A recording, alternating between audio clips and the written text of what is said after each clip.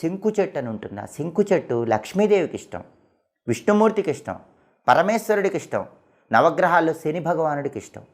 అసలు ఇంటి ఆవరణలో శంకు చెట్టు ఉంటే లక్ష్మీనారాయణుల అనుగ్రహం, శివుడి అనుగ్రహం, శనీశ్వరుడి అనుగ్రహం కలిగి అద్భుతంగా అదృష్టం కలిసి వస్తుంది.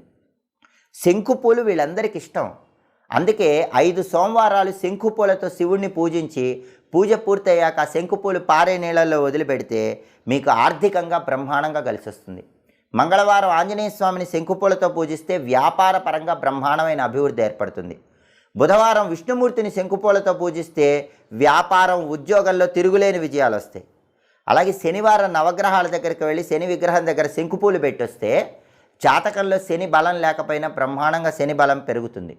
కాబట్టి శంకు పూలకు అంత శక్తి ఉంటుంది. శంకు చెట్టుకి అంతటి ప్రత్యేకత ఉంది. ఇంటి ఆవరణలో శంకు చెట్టు పెంచిన, శంకు పూలతో పూజ చేసిన అద్భుతమైన విజయాలు సిద్ధింపజేసుకోవచ్చు. ఇలా